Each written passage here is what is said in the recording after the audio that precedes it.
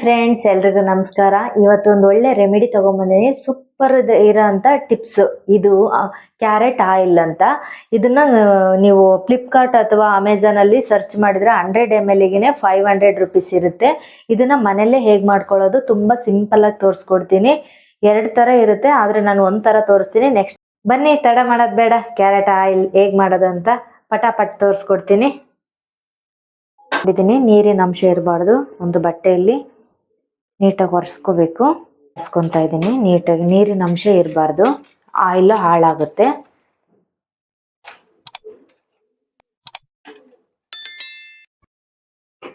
ಇದನ್ನ ಚಿಕ್ಕದಾಗಿ ತುರ್ಕೊತಾ ಇದ್ದೀನಿ.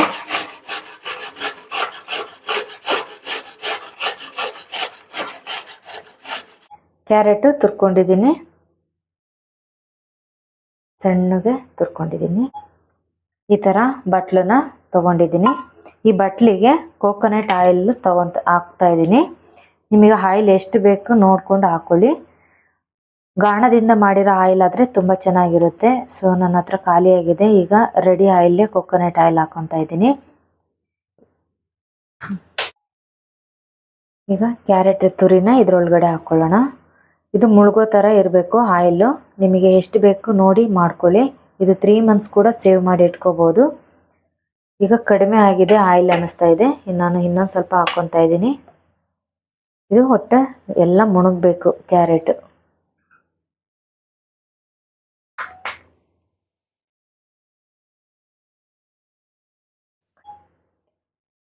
ಹತ್ತು ನಿಮಿಷ ನೆನೆಯೋದಕ್ಕೆ ಬಿಡಬೇಕು. ಹೀಗೆ ಇದು ಕಲರ್ ಬರಬೇಕು. ಅಲ್ಲಿಗಂಟ ನೆನೆಸಿಡ್ಬೇಕಾಗುತ್ತೆ. ಲೈಟಾಗಿ ಕಲರ್ ಬರ್ತಾ ಇದೆ, ಆದರೆ ಇನ್ನೊಂದು ಸ್ವಲ್ಪ ಕಲರ್ ಬರುತ್ತೆ. ಇನ್ನೊಂದು ಸ್ವಲ್ಪ ಹೊತ್ತು ಹಾಗೆ ಇಟ್ಟರೆ ಮುಚ್ಚಿಡ್ತೀನಿ. 10 ನಿಮಿಷ ಹಾಗೆ ಬಿಡೋಣ. 10 ನಿಮಿಷ ಆಗಿದೆ. ಓಪನ್ ಮಾಡ್ತಾ ಇದ್ದೀನಿ ಪ್ಲೇಟನ್ನು. ಈಗ ನೋಡಿ ಬಿಡ್ಕೊಂಡಿದೆ, ಕಲರ್ ಬಂದಿದೆ ಆಯಿಲು. ಬಟ್ ಇದು ಥಂಡಿ ಇರೋದ್ರಿಂದ ಇಲ್ಲಿ ಗಟ್ಟಿಗಿದೆ. ಕೊಬ್ಬರೆಣ್ಣೆ ಬಿಸಿಗಿಟ್ರೆ ಕರಗುತ್ತೆ ಬರ್ದಂತೆ. ಈಗ ಬೇಕಾಗುತ್ತೆ, ಅದಕ್ಕೆ ಬಿಸಿ ಮಾಡೋಕ್ಕೆ ನೀರಿಟ್ಟಿದ್ದೀನಿ. ಸ್ವಲ್ಪ ಕುದಿ ಬರಲಿ. ಆಯಿಲು ಚೆನ್ನಾಗಿ ಕಲರ್ ಬಿಟ್ಕೊಂಡಿದೆ. ನಾನು 10 ನಿಮಿಷನ 15 ನಿಮಿಷನೇ ಬಿಟ್ಟಿದ್ದೀನಿ. ಬಂದಮೇಲೆ ಇಡೋಣ. ಇಡ್ತಾ ಇದ್ದೀನಿ. ಇವಾಗ ಚೆನ್ನಾಗಿ ಬಿಸಿ ಆಗಬೇಕಿದು.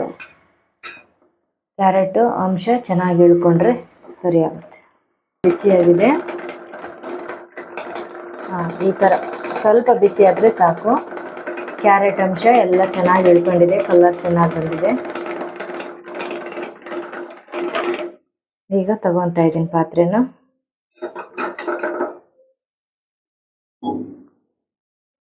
ಸ್ವಲ್ಪ ತಣ್ಣಗಾಗಲಿ, ತುಂಬ ಬಿಸಿ ಇರೋದನ್ನ ಹಾಕ್ಬಾರ್ದು. ಕಲರ್ನ ಅಕ್ಕಿ ಹಿಟ್ಟು ಹಾಕ್ಕೊಂಡು ನಿಮ್ಮ ಫೇಸಿಗೆ ಎಷ್ಟು ಅನುಗುಣ ಆಗುತ್ತೋ ಅಷ್ಟು ಅನುಗುಣವಾಗಿ ಹಾಕ್ಕೊಂಡು, ಮೊಸರು ಇಲ್ಲ ಅಂದರೆ ಹಾಲು ಹಾಕೋಬೇಕು. ಡ್ರೈ ಸ್ಕಿನ್ ಇರೋರು ಮೊಸರು ಹಾಕ್ಕೊಳ್ಳಿ. ಆಯಿಲ್ ಸ್ಕಿನ್ ಇರೋರು ಇದು ಹಾಲು ಅಕ್ಕಿ ಹಿಟ್ಟನ್ನು ಚೆನ್ನಾಗಿ ಮಿಕ್ಸ್ ಮಾಡಿಕೊಂಡು ಫೇಸ್ ಅಪ್ಲೈ ಮಾಡಿಕೊಂಡು ವಾಶ್ ಮಾಡಿಕೊಂಡು ನೆಕ್ಸ್ಟು ಆಯಿಲ್ ಹಚ್ಕೋಬೇಕು. ಆವಾಗ ಒಳ್ಳೆ ರಿಸಲ್ಟ್ ಕೊಡುತ್ತೆ.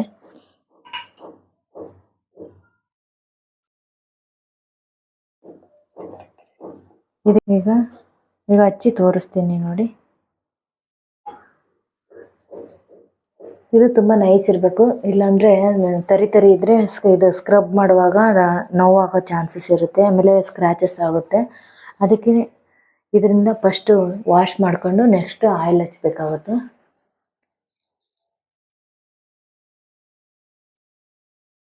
ಈ ರೀತಿ ನೀಟಾಗಿ ಸ್ಕ್ರಬ್ ಮಾಡ್ಕೊಳ್ಳಿ. ಇಲ್ಲೆಲ್ಲ ಅಕ್ಕಿ ಹಿಟ್ಟು ತುಂಬಾ ಒಳ್ಳೆಯದು. ತುಂಬ ಗ್ಲೋನೆಸ್ ಬರುತ್ತೆ. ತುಂಬ ಕಲರಾಗಿ ಕಾಣಿಸ್ತಾ ಇರ್ತೀರ. ಎಷ್ಟೇ ಬ್ಲಾಕ್ ಇದ್ರೂ ವೈಟ್ ಆಗ್ತೀರಾ. ಹೀಗೆ ಒಂದು 10 ನಿಮಿಷ ಹಚ್ಕೊಂಡು ಸ್ಕ್ರಬ್ ಮಾಡಿಕೊಂಡು ಚೆನ್ನಾಗಿ ಯಾವಾಗಲೂ ಹಿಂಗೆ ಮಾಡಬೇಕು.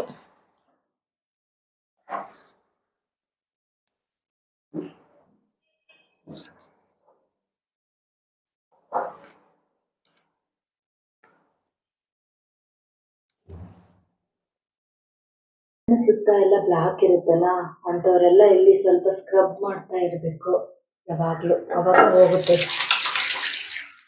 ಈಗ ನೀರಾಗಿ ವಾಶ್ ಮಾಡ್ತೀನಿ, ಡ್ರೈ ಆಗಿದೆ.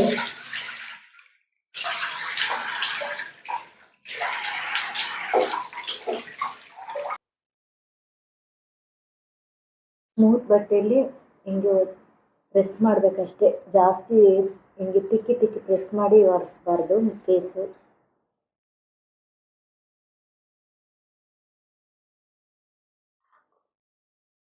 ಈಗ ಆಯಿಲನ್ನು ಸೋದಿಸ್ಕೊತಾ ಇದ್ದೀನಿ.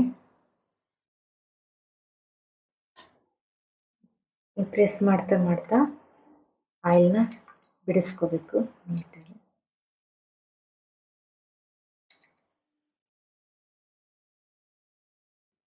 ಕ್ಯಾರೆಟ್ ಆಯಿಲಿಗೆ 100 ವರ್ಷ ಇತಿಹಾಸ ಇದೆ. 100 ವರ್ಷ ಓಲ್ಡ್ ರೆಮಿಡಿ ಇದು. ಕ್ಯಾರೆಟ್ ಆಯಿಲು ಆನ್ಲೈನಲ್ಲಿ ಸಿಗುತ್ತೆ. 500ಇಂದ 600 ತನಕ 100 mlಗೆ ವ್ಯಾಲ್ಯೂ ಇದೆ. ಸ್ನಾನ ಮಾಡೋಕ್ಕೂ ಮುಂಚಿತವಾಗಿ ಒಂದೆರಡು ಡ್ರಾಪ್ ಹಚ್ಕೊಂಡು ಮಸಾಜ್ ಮಾಡಿಕೊಂಡು ಸ್ನಾನ ಮಾಡ್ಬೋದು. ಸೊ ನೈಟ್ ಕೂಡ ಹಾಗೆ ಹಚ್ಕೋಬೋದು. ಚೆನ್ನಾಗಿ ರಿಸಲ್ಟ್ ಬರಬೇಕು ಅಂದರೆ ಆಲೋವೆರಾ ಜೆಲ್ಲು ನ್ಯಾಚುರಲ್, ಅಥವಾ ನಿಮ್ಮ ಹತ್ರ ನ್ಯಾಚುರಲ್ ಸಿಗೋದಿಲ್ಲ ಅಂದರೆ ರೆಡಿಮೇಡ್ ಸಿಗುತ್ತೆ. ಆಲೋವೆರಾ ಜೆಲ್ಲೊಂದಿಗೆ ಚೆನ್ನಾಗಿ ಮಿಕ್ಸ್ ಮಾಡಿಕೊಂಡು, ಆಲೋವೆರಾ ಜೆಲ್ಲೊಂದಿಗೆ ಹಚ್ಚೋದ್ರಿಂದ ಬಾಡಿ ಹೀಟ್ ಆಗಿದ್ದರೆ, ತುಂಬಾ ಹೀಟ್ ಆದಾಗ ಮೂಗಲ್ಲಿ ಕಣ್ಣಲ್ಲಿ ಬಿಸಿ ಬಿಸಿ ಬರುತ್ತೆ. ಅದು ಕೂಡ ಒಂದೇ ದಿನಕ್ಕೆ ಕೋಲ್ಡ್ ಆಗಿ ಬಾಡಿ ರಿಲೀಫ್ ಆಗುತ್ತೆ. 2 ಸ್ಪೂನು ನ್ಯಾಚುರಲ್ ಜೆಲ್ ತೊಗೊಂಡಿದ್ದೀನಿ, ಆಲೋವೆರಾ ಜೆಲ್ಲು. ಅದಕ್ಕೆ ಕ್ಯಾರೆಟ್ ಕೋಕೋನಟ್ ಆಯಿಲ್ನ 2 ಸ್ಪೂನ್ ಹಾಕ್ತಾಯಿದ್ದೀನಿ. ಚೆನ್ನಾಗಿ ಬೀಟ್ ಮಾಡಬೇಕು. 2 ಬೆರ್ತೋಗೋ ಥರ ಚೆನ್ನಾಗಿ ಬೀಟ್ ಮಾಡಿಕೊಂಡು ಅಪ್ಲೈ ಮಾಡೋದ್ರಿಂದ ತುಂಬಾ ರಿಸಲ್ಟ್ ಚೆನ್ನಾಗಿ ಬರುತ್ತೆ. ಬಾಡಿಯಲ್ಲಿ ಕಲೆ ಇರುತ್ತೆ, ಕುತ್ತಿಗೆ ಹತ್ರ ಬ್ಲಾಕ್ ಆಗಿರುತ್ತೆ, ಬ್ಯಾಕ್ ಸೈಡು ಎಲ್ಲ ಬಾಡಿ ಕೂಡ ಮಸಾಜ್ ಮಾಡ್ಕೋಬೋದು. ಇದು 2 ಡೇಸ್ ಮಾತ್ರ ವರ್ಕೌಟ್ ಆಗೋದು. ಇದು ನ್ಯಾಚುರಲ್ ಆಲೋವೆರಾ ಹಾಕಿರೋದ್ರಿಂದ. ನೀವು ರೆಡಿ ಸಿಗುತ್ತಲ್ಲ, ಟ್ಯೂಬಲ್ ಸಿಗುತ್ತೆ, ಅದು ಹಾಕಿದರೆ 10 ಡೇಸ್ ಕೂಡ ಇಟ್ಕೋಬೋದು. ನಾನಿದು 2 ಡೇಸಿಗೆ ಮಾತ್ರ ಮಾಡ್ಕೊತಾ ಇದ್ದೀನಿ. 2 ಸ್ಪೂನು ಆಯಿಲ್ ಹಾಕ್ಕೊಂಡು ಪ್ರತಿದಿನ ಹಚ್ಚೋದ್ರಿಂದ ತುಂಬ ಕಲೆ ಎಲ್ಲ ಹೋಗುತ್ತೆ. ಗ್ಲೋನೆಸ್ 100% ನ್ಯಾಚುರಲ್ ಆಗಿರುತ್ತೆ. ಸೊ ನಾವು ಯಾವುದೇ ಥರ ಕೆಮಿಕಲ್ ಬ್ಯೂಟಿ ಮಾಡ್ಕೊಳ್ಳೋಕೆ ಹೋದರೆ ಕೆಮಿಕಲ್ ರಿಯಾಕ್ಷನ್ ಆಗ್ಬೋದು ಯಾವತ್ತಾದರೂ ಒಂದಿನ. ಇದು ನಾವು ಮೇಕಪ್ ಆಗಿಲ್ಲ ಅಂದರೂ ಕೂಡ ತುಂಬ ಬ್ಯೂಟಿಫುಲ್ಲಾಗಿ, ಒಂದು ಮುಖದಲ್ಲಿ ಕಲೆ ಇಲ್ಲದಾಗೆ ಚೆನ್ನಾಗಿ ಗ್ಲೋನೆಸ್ ಕೊಡುತ್ತೆ. ಆ್ಯಕ್ಟರ್ಸ್ ಎಲ್ಲ ಇದನ್ನೇ ಜಾಸ್ತಿ ಯೂಸ್ ಮಾಡ್ತಾರೆ.